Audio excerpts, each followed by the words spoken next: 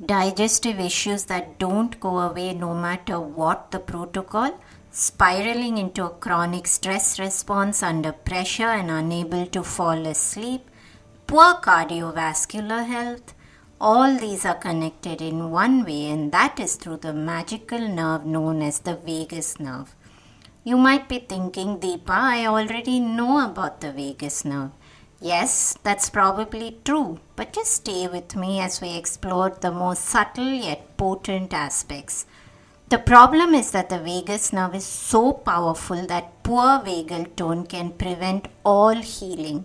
Let's come to that in a bit.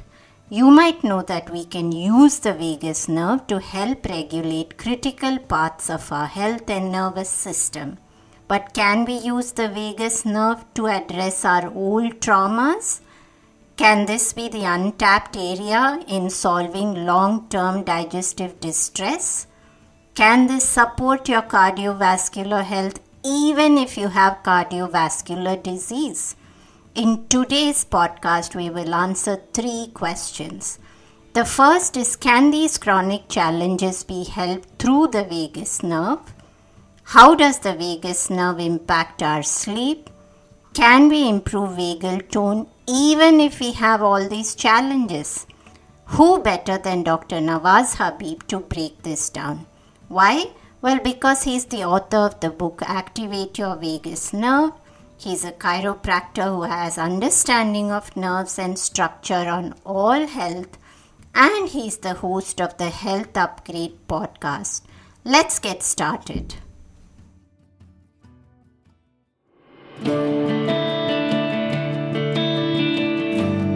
Hey everyone, I'm Deepa, Light Functional Medicine practitioner, author and yogini, and you're listening to the Sleep Whisperer podcast, the only sleep podcast with conversations and meditations. I'm on a mission to share profoundly insightful sleep conversations with global visionaries that merge together functional medicine and ancient wisdom.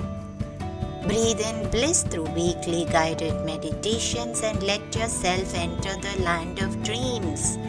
Together, let's unravel the pieces, get to the roots, and understand the right tools to transform your sleep completely. Through this podcast, I want you to dream the best version of yourself. It's time to regain hope and begin your sleep journey. Dr. Navaz, pleasure to have you, and always a pleasure to speak to another podcast host, because then everything works so differently. And vagus nerve has always been something that I'm fascinated with, and I've also written a bit about the vagus nerve in my book on sleep, which is coming out this year. However, this deep dive into the vagus nerve is really something that we must do on this show. And I know that you have a book on the vagus nerve, so we can talk about that at the end, and where can people get that. So let's get started a little bit, because what got you into this direction of writing a book on vagus nerve, because it's quite a narrow area to be looking so deeply into, and I know there's no other resources like that. So what prompted that pathway? Yeah, it's a great question. I am a student of life, and certain things have stuck out in my journey through not only my own health struggles, which we can dig into a little bit, but through my journey becoming a chiropractor and through my medical science degree that I completed a while ago. So, and one of those things that stuck out to me was the vagus nerve. It really always kind of resonated as this really important piece of our overall health that was truly misunderstood or not fully understood with regards to the importance of it, what it does, in fact, which is so important, and the importance of it in connecting the two brains that we have, specifically the brain that we know about and the gut, which has even more nerve endings in it than our actual central nervous system brain does. So it always really kind of was this interesting point. And as a chiropractor, I learned about the neurological system. I learned about the brain. I learned about adjusting the joints around the nervous system. And really, for me, neuroscience has always played a really important role in my journey. It's always been a really interesting area. And so I always wanted to kind of follow that. And the vagus nerve continued to stick out.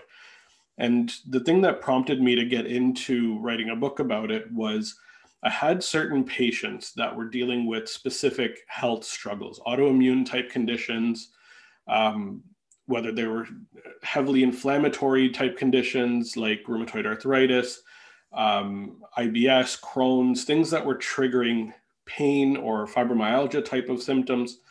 There was this overarching belief and this overarching issue of inflammation that was uncontrolled throughout the body. And I did a bit of research, I did a bit of digging, and we tend to forget that inflammation is controlled through a certain system. And that system is called the cholinergic anti-inflammatory system.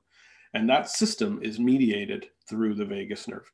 For me, that was really the breaking point. That was the moment when I realized that there was a reason I was drawn to this specific information and I needed to step down this path. And that's what prompted me to get into vagus nerve as my specialty, I guess. Beautiful. And there's so many questions that popped in my head right away after that brief intro. But you did mention your own health challenges, and I would like to speak about that a little bit because, people do resonate so much with the personal story. So was there a reason that you thought to look deeper at inflammation because you had certain aspects of that as well? Yeah, it's just like so many people that get into the alternative health areas looking for answers, they tend to be looking for their answers on their own health struggles, something that they didn't feel was sufficient enough with regards to the information they were given previously. When I was completing chiropractic college, was in absolutely horrendous health. I weighed 250 pounds. I had high blood pressure. I was borderline diabetic. I was dealing with significant health struggles in my 20s that most people shouldn't ever deal with in their 50s and 60s. And that was leading to energy issues. That was leading to me not being able to show up and really do the work that I needed to do. I was always mentally there, but physically was just incapable of being the best version of myself. And couldn't figure out what was causing a lot of that weight gain, what was causing a lot of that back end inflammation that was triggering a lot of these issues personally. And so my journey led me, as I was in chiropractic college, it was interesting because I was learning about being healthy and sharing health habits with people, and yet wasn't really living it myself. And as I got out of chiropractic college and stepped into the world working with patients, I noticed that my energy was not good. I noticed that a lot of these struggles continued through practice. And I also noticed that a lot of my patients were dealing with very similar struggles. And I wanted to see if there was a way beyond physical manipulation, beyond acupuncture, beyond the modalities that I had learned in chiropractic college to really address the root cause of these problems. And that led me towards functional medicine. I was very, very lucky to be in the right place at the right time. And one of your previous guests on the podcast actually was my introduction to functional medicine. It was Dr. Sachin Patel, who was my lead-in, my mentor, and really prompted it for me. It was a really chance encounter where I was standing at a desk of a clinic that I was working at part-time. I was only there one evening per week, and just so happened that he walked in that evening, that he lived in the condominium building above where the clinic that I was working was. His wife, also named Deepa, had been in a car accident and needed to get chiropractic care for her issues. But he himself was a chiropractor, Sachin, and he walked in and he said, "I'm a chiropractor, but I don't do this kind of care anymore. My wife needs to get chiropractic. I'd like to set up some time." And I was standing in a spot where I'm rarely standing.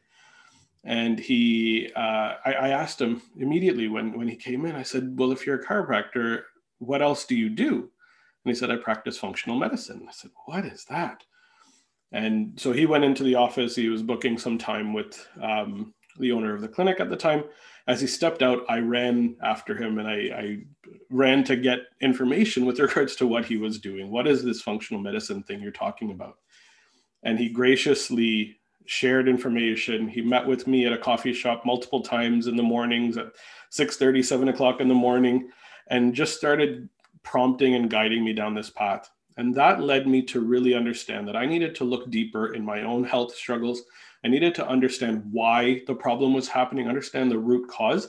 And once I started to do that, I started to make shifts within my diet, within my daily schedule, within my activity levels, within my relationships. And things just started to prompt in a very positive way. I ended up eliminating 75 pounds of body weight off of me, which was a big deal. I ended up having boundless energy, something that I never thought was truly possible. I was waking up excited and ready to go at 5:30 in the morning, ready to take on the world and do better. And my patients started to notice, and my family started to notice, and people took notice of what was going on. And as I continued down this path, I started getting trained in functional medicine and started sharing this with more and more patients. That was my initial story, my initial prompt to get into sharing this amazing tool with so many different people. I love that story, Dr. Navaz. I mean, I always get goosebumps when I hear these strange coincidences, and I totally believe in them. And one thing stood out for me at the beginning when you said that I was showing up mentally, but I wasn't really showing up physically. And I was just thinking that's actually not true for so many people, that they can't show up mentally or physically when their health is in shambles. And maybe it's just your alert mind that kept you able to be that way. And I was listening to Dr. Bob recently, who's called the drugless doctor, and he was talking about how when someone has misalignment in the spine, especially at the neck, there are certain nerves that connect to the heart, and how people who have bad posture can be predisposed to developing cardiovascular disease. And that was just fascinating to me. So I'm assuming that the vagus nerve has something to do with all what he spoke about. But let's jump into the conversation. What is the vagus nerve? You spoke about the two brains, and I would love for you to just take us through a magic school bus right through the vagus nerve itself. I love it. Magic school bus references always make me happy. So the vagus nerve is a very interesting and outlier type of nerve compared to all of the different nerves that we have within the body. It is the 10th cranial nerve, and there's actually two of them. There's one on the left and one on the right. And these nerves extend out from our brainstem. Now we have 12 pairs of cranial nerves, and these cranial nerves, for the most part, remain within the cranial cavity. They remain within the head. These are like things like the facial nerve that goes to muscles in and around the face. These are things like the optic nerve, the glossopharyngeal nerve. They're all doing something different. They're doing something with the tongue. They're doing something with the cheek. They're doing something with the eyelid or whatnot. They tend to be focused on facial expression and anything to do with kind of the head cavity. But there's one nerve that extends out, and that is the vagus nerve. And that one extends down. It sends a couple of branches out, one to the ear. We'll talk about what that does. It sends, as it comes down through the neck, and one on each side, it actually courses alongside the two most important blood vessels in our body with regards to getting blood to and from the brain. And that's the carotid artery and the jugular vein. So if we actually were to look at where it's located, physically where it's located, it's within the carotid sheath, meaning that there's a piece of tissue that surrounds the carotid artery, the jugular vein, and the vagus nerve. Those are the three pieces of information passing and nutrient passing that occur through the neck that are really, really important to our overall function. And it courses down through the neck. There's certain branches that come out there that are sent to the pharynx and larynx. So these are muscles at the back of the throat, the muscles that go through into the neck, and those muscles around the vocal cords. These are important to remember. We'll talk about those later as well. And it continues on down. Now, this is where it gets crazy, where the vagus nerve comes down into the thorax, into that chest area. They blend together, the left and the right, and then they extend and literally send a branch to nearly every single organ within the thorax and the abdomen. So there's branches to the heart, there's branches to the lungs. It then continues down through, or it has branches to the esophagus as well, and to the trachea. So it goes down through, attached to the gut, passes through the diaphragm and into our abdomen, into our belly area, where it then sends branches to the stomach, small intestine, large intestine, spleen, kidneys, liver, pancreas, you name it. Essentially, every organ within our body has a branch of the vagus nerve attaching to it. This is important information. No other nerve in the body does anything like this. It's literally called vagus, meaning vague or wandering. That's why it's called the vagus nerve, because it goes to so many different places and anatomists haven't seen anything else like it. It's really that outlier. So that's a very simple magic school bus ride through the vagus nerve. And I'm sure that people really do not think that it has so many connections, because a lot of times, somewhere in the back of your mind that the vagus nerve is important, but to actually understand that there's so many aspects to it. And I want us to go through these functions, because you spoke about starting with branching out in the ear, and you did say that it's important. We'll come back to that later. So I'd love for you to go from the source and work your way down, and let's just talk about these functions, because I'm sure each of them is relevant in different ways to the body, and also it needs connection to sleep as well. Yeah. So we will definitely get into the connection with sleep, and this is a really, really important piece of the puzzle.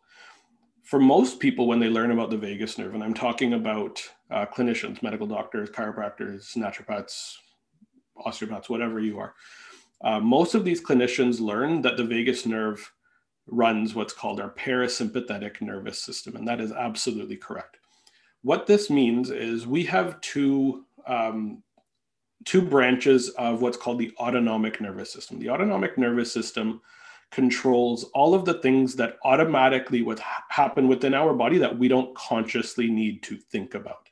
Things like digesting our food, or detoxifying our blood, or clearing out toxins from our liver, or digestion, etc. These are all things that are pumping our heart, or breathing for the most part. These are all functions that occur within our body that we're not giving conscious thought to. These are automatic processes, hence the autonomic nervous system. There's two branches to this system. One side is called the sympathetic nervous system, and the other side is called the parasympathetic nervous system. The sympathetic side focuses on handling stressors, and it's an important side. We need to ensure that the system works. It's really important, because what it does is it prepares us in case of something sudden, something scary, something that's risking our survival. It puts us into a state called fight or flight.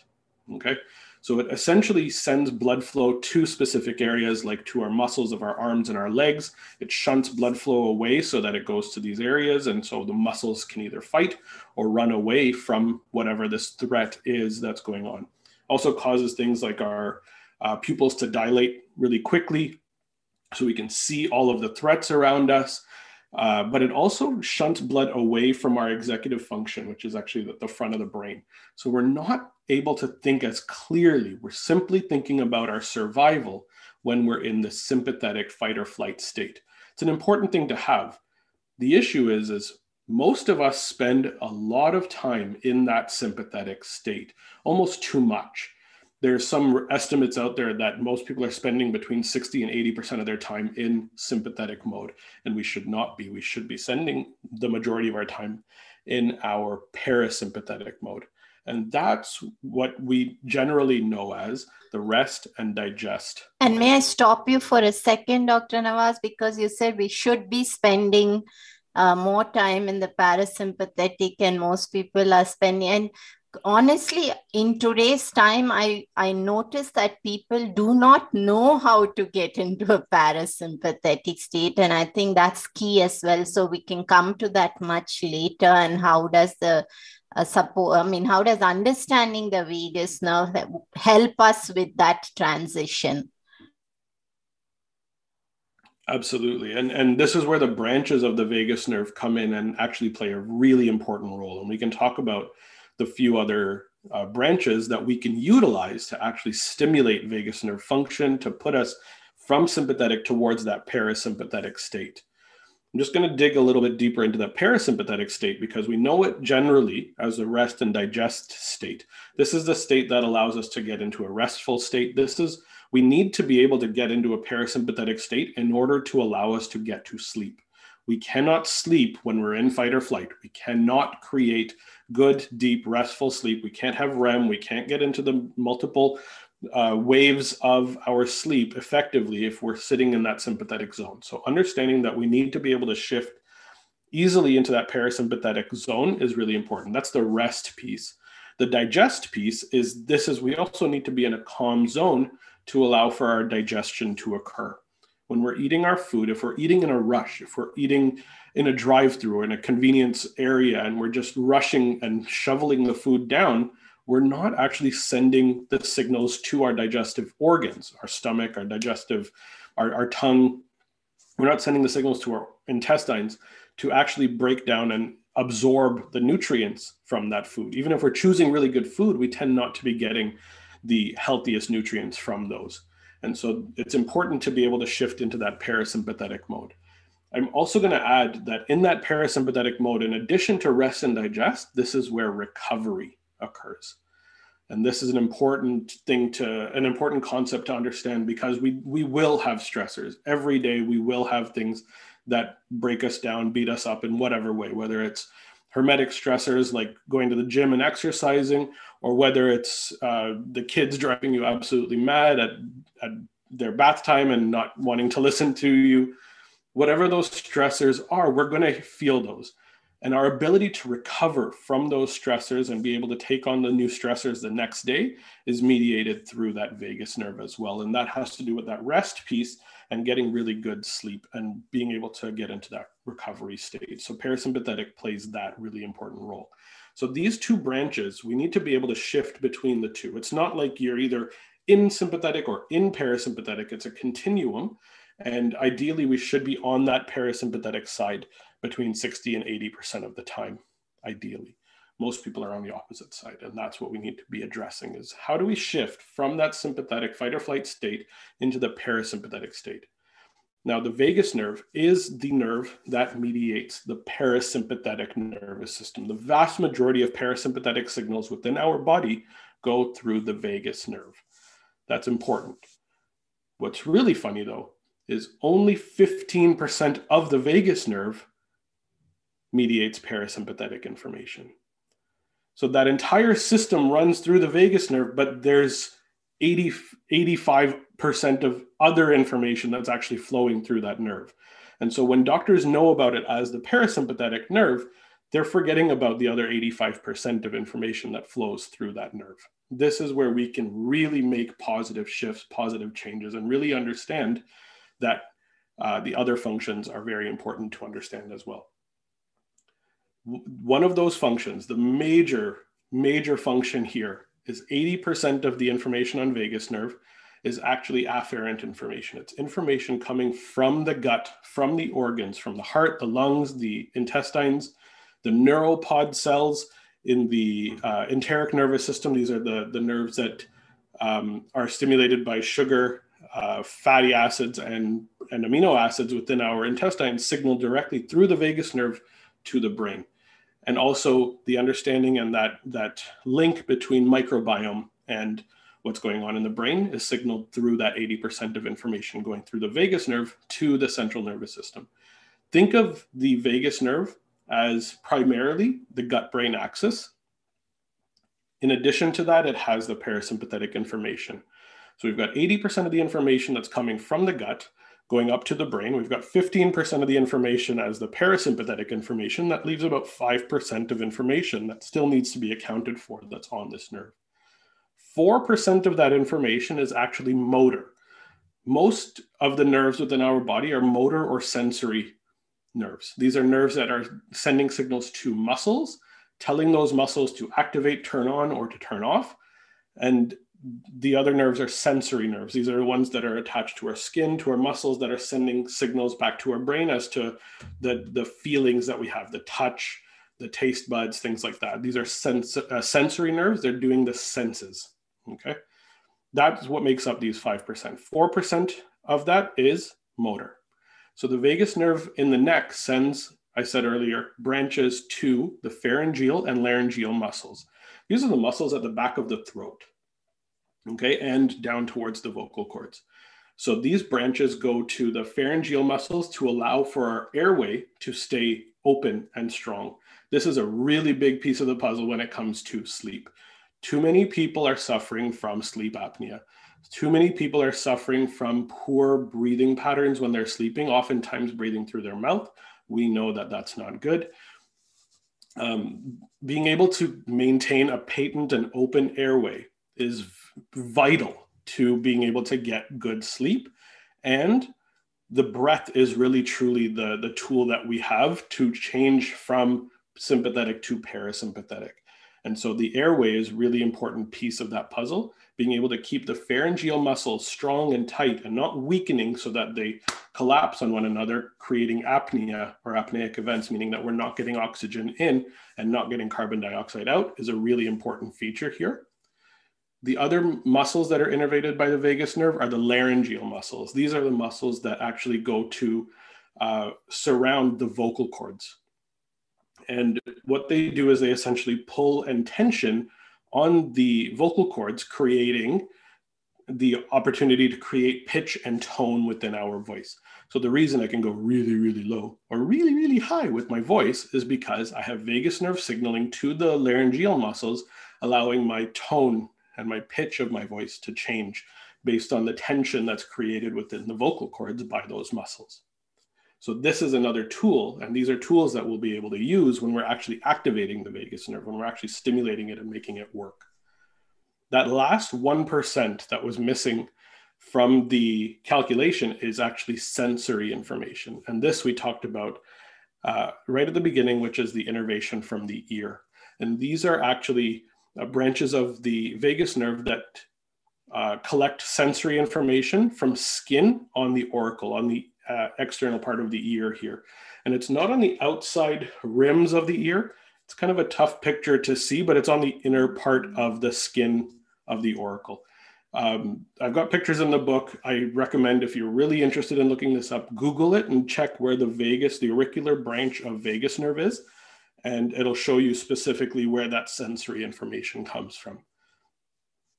I love it. I mean, I don't think I've ever had such a deep dive, Dr. Navaz, and I can't wait to order your book because I definitely want that deep dive now. And most of what you spoke about, I can think of connections to sleep in all these areas of the vagus nerve. I mean, there's so much that we can utilize in terms of our voice, in terms of practices. And truly, I do believe that sleep apnea is something that people do check at one point in time, and the result can vary based upon your state of inflammation or your state of health. I don't think it's a lifelong sentence the way it's thought to be, but that's another conversation altogether. But could we jump a little bit into the actual aspects of all the ways in which the vagus nerve plays a role in our sleep?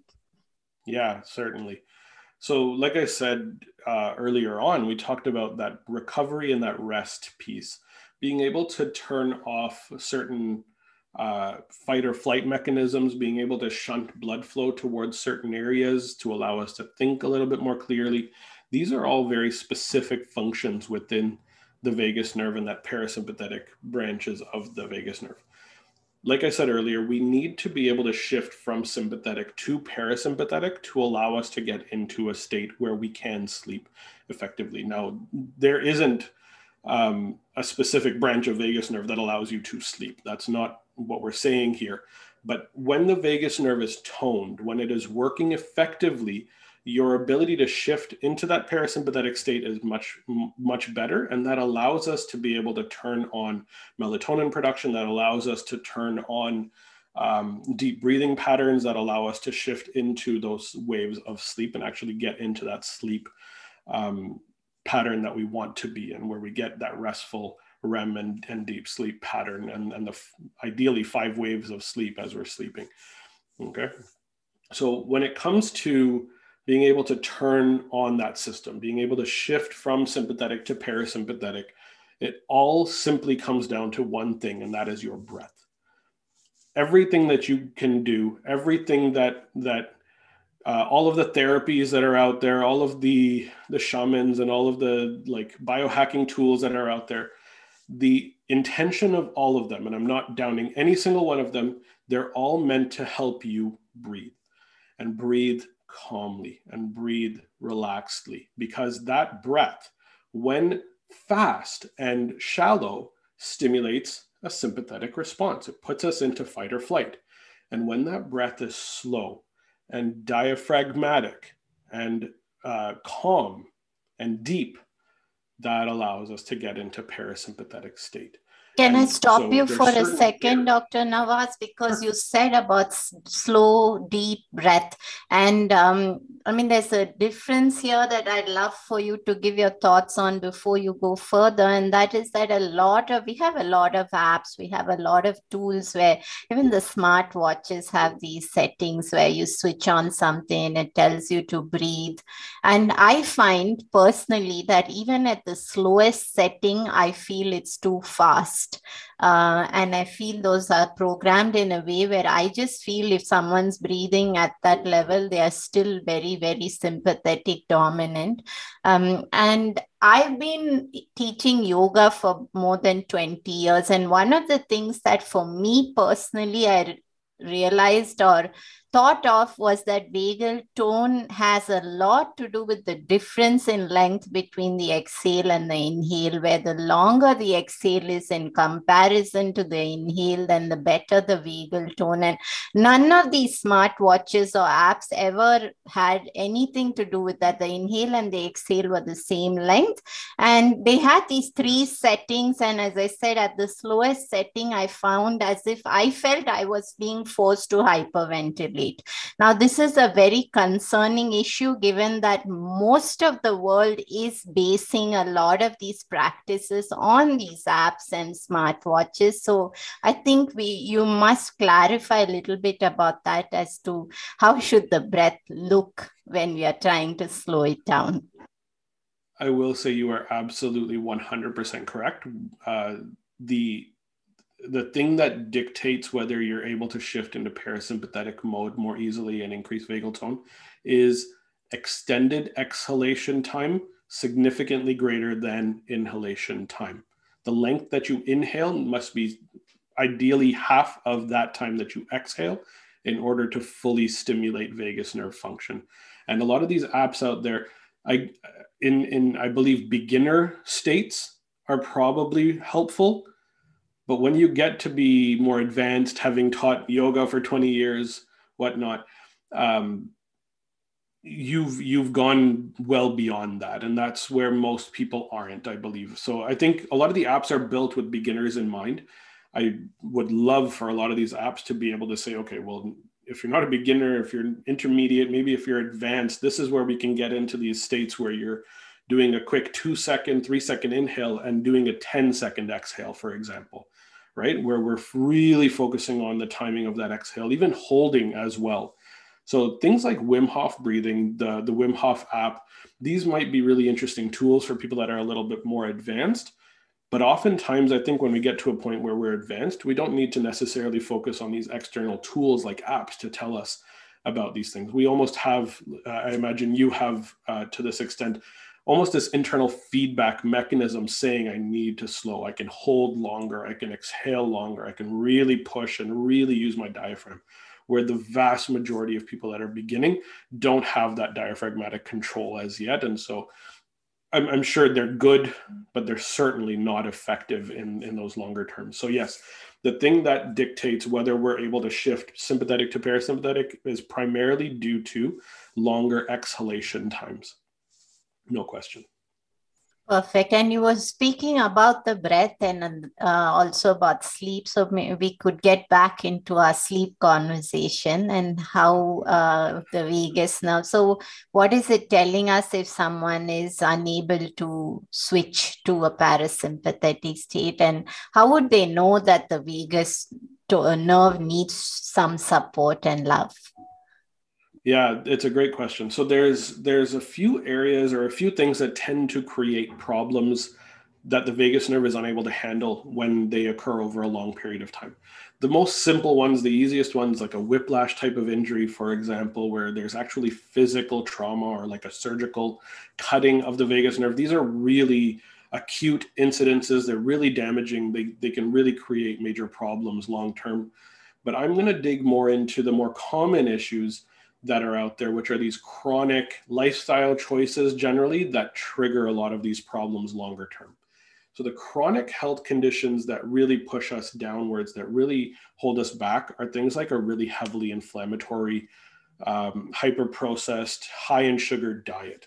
These things are basically like eating inflammation. They're creating this inflammatory response because they're allowing the microbiome to shift into this acidic environment where it's creating inflammatory responses. It's almost allowing that microbiome to shift and create the breakdown of the gut, allowing for the immune system to react in an inflammatory way. So really the one of the top things that we can do is start to create a diet, a nutrition plan that contains primarily whole foods. I'm not here to preach any specific diet. I'm not going to talk vegan versus carnivore or paleo versus keto. I want to talk about don't eat hyper processed, fast, convenient foods all the time. Allow yourself a few incidents here and there, but like vast majority of the time, 80-90% of the time, we need to be eating whole foods, and we need to be eating them in a non-stressed state. One of the bigger problems, especially over the last couple of years, is that a lot of people have been working from home on Zoom calls, on their computers, sitting on their butt, typing away for hours and hours. And then they go and they grab whatever meal, healthy, unhealthy, but they sit down at their desk and they continue that meal in an area where stress tends to occur, in a physical location where they're stressed. So A, choose a healthier meal, but B, step away for 10 or 15 minutes while you're taking that time to get into that parasympathetic rest and digest state. Because when you're sitting at your desk, you may not think so, but you're probably breathing more shallow. You're probably a little bit more stressed because this new email popped up or this new message popped up from your boss saying, I need this done, I need that done. 10 or 15 minutes, being able to step away from that area, ideally go outside if that's a possibility for you. Step away from that stressful environment and get yourself into an area where you're calm, where you can take a few deep breaths, maybe where you can do some of these vagus nerve activating exercises prior to jumping into this crazy meal that you have snuck in between your Zoom calls or whatever it is that you're doing. Okay. So these are the first couple of major triggers that tend to create these problems. You had alluded earlier to the chiropractor or the drugless doctor, Dr. Bob, who talked about posture and actual joint issues that are going on. And how many of us have been sitting here slumped over a laptop for the last 24 months, right? We need to be in a space where we're physically moving, where our posture is optimized, because that allows for optimal motion of our neck.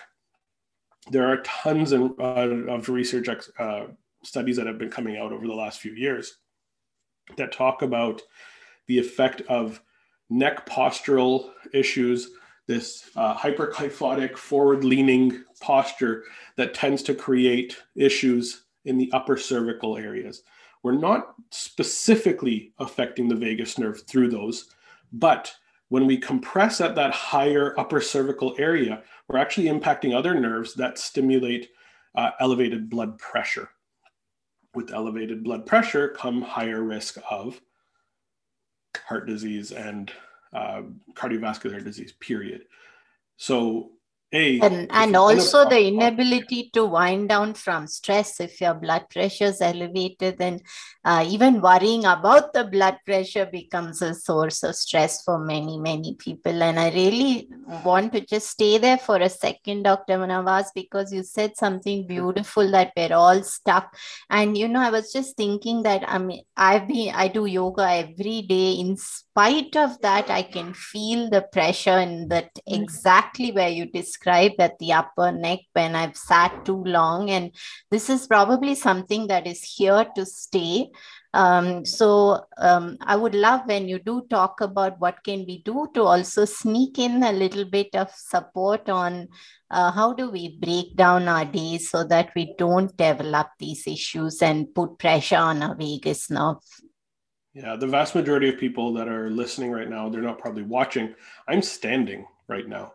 I early on, when I was setting up my office pre-pandemic, thank God, I purchased a standing desk attachment, which literally allows me to compress and push my laptop and my setup up and down. And I got a nice little cushion mat for me to pull out every time I stand up. And my goal is every time I do a call that's 30 minutes or longer, that I'm standing, and anytime I'm sitting, anytime I have to do emails or do some deep thinking and deep work, I can sit down for a period of time. The goal is to be able to be up and down 50-50. All right. So 50% of the time standing, 50% of the time sitting. There's even times where I'll do some deep work where I'm just standing and allowing myself to focus on the screen and typing accordingly.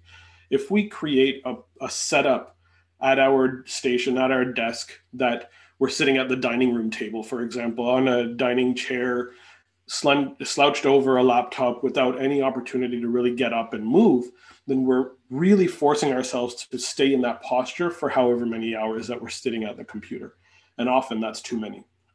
So one of the major things that I'll recommend to anybody that's looking to optimize, if they're working at a laptop, for example, if they're working at a computer or a station, stand and sit 50-50.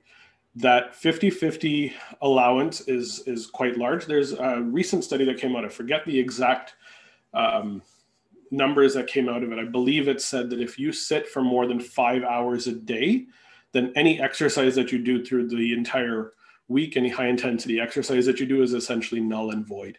So we want to try to be in this sitting and standing 50-50 as much as possible. And something that I like to do as well in the middle of the day is get up and stretch. Do a little bit of motion, get your hips moving a little bit. We can't be in this flexed hip sitting posture as much. We've all heard this term, sitting is the new smoking. Really what we want to be doing is allowing for that switch to occur. Because if we're getting back to work now, if people are driving to their jobs and they're sitting, they're driving in the car, they're sitting there, they're sitting at their office, they're sitting in their meeting room, and there's not a lot of up and down. And so allowing yourself to be in a standing position for about 50% of the time that you would be working will be 100% beneficial to your posture, to allowing your leg muscles to get back to work. And your leg muscles are really, really important when it comes to blood sugar management and actually using the carbohydrates that we might eat more effectively. So really important information here. If anybody's dealing with blood sugar issues, standing at your desk actually really benefits you, because it helps to stimulate muscle growth within the hamstrings, the glutes, and the quads, which are your three biggest muscle groups. And those muscle groups use our blood sugar more effectively than any other cells within our body. And if we're sitting too often, those muscle groups tend to shrink down. So now allowing yourself to stand up for 2, 3, 4 hours a day will really benefit your blood sugar levels as well. It's something I've personally noticed. And how would somebody know that their vagal nerve needs support and is not in a good place? The most basic way to know that your vagus nerve is not working is if you have some sort of inflammatory condition or some sort of inflammatory issue going on. We don't need to go and buy anything to tell us about that necessarily. If you're dealing with breathing issues, if you're dealing with inflammatory bowel disease, IBS, digestive issues, autoimmune conditions, there's a vagus tone issue because the inflammation level is too high. And through the parasympathetic nervous system, the vagus nerve actually controls inflammation. It actually stimulates the cholinergic anti-inflammatory system, which I spoke about very early on in our call, that helps to control the level of inflammation. When our inflammation is out of control, it means that the vagus nerve is not stimulated, not functioning well. Our vagal tone is not where we want it to be. So that's the most simple way to know that there's some sort of issue. Another simple, quick thing that anybody can do really at home is a test to see how their bowel transit time is. Essentially, from when you eat food, how long does it take for your body to break it down, assimilate, digest, and excrete the unused portion and get rid of those specific foods? So a really simple test. This was actually given to me by Dr. Patel as well. He recommended going and getting white sesame seeds, because we can't break down white sesame seeds, and we don't need a lot of them, just a tiny little bit, enough that we just get a spoonful of it and put it into water, and we drink that water without chewing the seeds. And you mark down the time when you've drank that water with the seeds in it, and then you check to see, and this requires you to look in the bowl after you've gone, but check to see when you start to see these white sesame seeds. For obvious reasons, you're not going to use black sesame seeds. So we'll start to look for when the white sesame seeds start showing up and when they stop showing up, okay? In an ideal world, in an ideal situation, if your digestion allows for those white sesame seeds to show up within 16 to 20 hours after you've ingested them, that means that your digestion is working more effectively and it's actually quite good. Anything less than 12 hours. So if it's a very short amount, so between 12 and 16 is okay. Between 20 and 24 is okay. Anything less than 12 or more than 24 means that your bowel transit time is very, very long or very short, and it's not working well. It means that your digestive tract is not absorbing foods effectively, or it's backed up in some way, okay? So the goal is between that 16 to 20 hour timeline, okay? That's a bowel transit time test. Anybody can do this, and it really doesn't cost very much to try that out. And usually I used to suggest eating beets, so that Beets for are a great obvious option reasons, as well. there's color coding there. And don't forget that you ate beets, because sometimes it scares people. Yes, that is true as well. And I love that you spoke about how you need to look at the physiological inflammatory aspects to understand the state of the vagal nerve, because when you ask somebody, obviously it's harder to make the connection if you're just trying to get people to think about whether they're more sympathetic dominant, because many times they're not going to realize what that is, or they're going to be in a state of denial about it and just convince themselves otherwise. So that's a great recommendation. I know that we're almost out of time, so I'd love for us to just come into a few practices which are simple and safe, which people can begin to do right away, which will help to tone the vagal nerve. And I know you already spoke a little bit about the breath and the diaphragmatic breath and having the exhalation longer. So anything that you could share would be great. Yeah, certainly. So one of the best ways to help it'll also help you see which state you're in, but to shift your breath is a very simple practice that I have people do when they're working with me, or if I notice that their breathing is quite quick and shallow, is to put one hand on your chest. You can do this sitting, standing, and one hand on your belly, okay? And as you sit and you kind of gauge where you're at, start to take a few regular breaths and notice which hand is moving. Is the hand on your chest the one that's expanding, or is it the hand that's on your belly that's moving forward and backwards?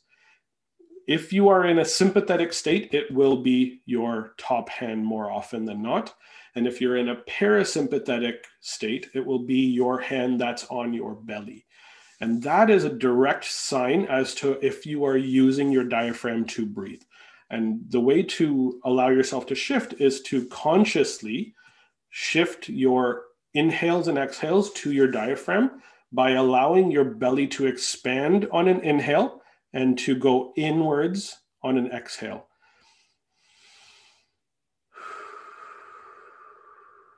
Very, very slow on that exhale. And if you can extend that out, if you can do a 3-second inhale and a 6-second exhale, or a 4-second inhale and an 8-second exhale, you know that you're going to shift yourself immediately from that sympathetic in towards that parasympathetic state. It really is going to allow the vagus nerve to turn back on. The diaphragm, as it goes up and down, not only is it creating this vacuum space above within the lungs, it's actually also massaging and moving the organs below. If there's a really great video I have that shows this, that as the diaphragm comes down, it actually creates motion and massage within the stomach, the intestines, the kidneys, the liver. All of those organs are actually physically getting manipulated when you're using your diaphragm breathing. So it's not just about the breath, but the breath is a simple tool that you can use to allow those organs to start to work more effectively. And we can add that video into the show notes so that people can go and click on that and look at it. Any final words for us? Yeah, just 2 very quick exercises I can add in as well. I mentioned the motor nerves of the vagus nerve, and these are where we can actually create specific vagus nerve activated areas. Not only are we worried about keeping our airway patent and open, but humming and chanting and gargling are 3 really easy ways to specifically target laryngeal vibration, laryngeal muscles. And those muscles, like I said earlier, are innervated through the vagus nerve. So if we are physically vibrating those muscles, physically vibrating the vocal cords, we are stimulating our vagus nerve. Something I like to do with my kids, I have a 4-year-old and a 1-year-old. When everybody's a little bit riled up before a meal, we all sit down and we do a little bit of humming. We just go, That's stimulating the vagus nerve by creating the vibration. It's also slowing our exhale, because when we hum, we're exhaling as well. So we're going into a long, prolonged, deep exhale, and it calms everybody down and gets us into this rest and digest state more effectively. Humming is wonderful for kids. Gargling is also a really great exercise for us to do. You just keep a glass nearby when you're brushing your teeth in the morning and the evening, and you try to gargle as hard as you possibly can with maybe some warm water and salt, and do your best to clear out what's going on at the back of the throat. But as you're opening that up, you're stimulating pharyngeal muscles to keep the airway open, and laryngeal muscles to push the water out, and actually creating a humming sound during that same time. So gargling, humming, chanting is even quite good. Singing, things like that will be really beneficial in calming us and getting us into that parasympathetic state. But it all comes back to the breath, and that's really important to remember.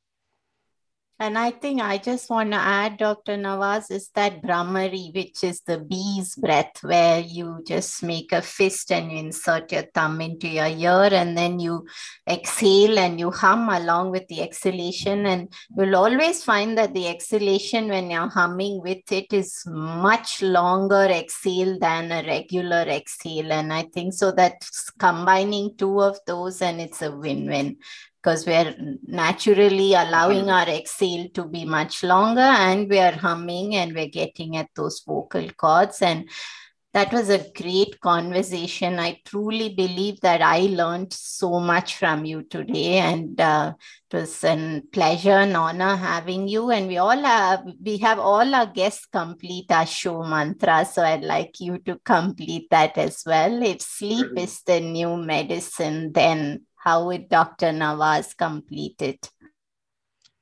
If sleep was the new medicine, and I truly believe it is, I would focus on the important calming wind down prior to bedtime. For those who are watching on video right now, I'm wearing blue blocking Viva Ray glasses. I know Rudy's been on the show. And we have the Viva Rays link on the show notes of every episode, so anyone can just go there and click on it and get their own. And I think it's amazing because Rudy's Viva Rays, which whenever I wear it, I find that my sleep is way deeper. I'm a lot more in REM sleep. I have more vivid dreams, and I just wake up super refreshed, because I think that is also very key to looking at sleep. Sometimes people can sleep even 9 hours and they feel they've slept well. Even the tracker can show it, but then they don't wake up refreshed. And that's part of what is good sleep, where you're waking up vibrant and ready for the next day. But thank you, Dr. Navaz. It was indeed my pleasure to host you here today, and I will go and get your book, and we'll attach the link so that people can go and get the book and have an even deeper dive into the vagus nerve. Wonderful. Thank you so much. It's been an honor.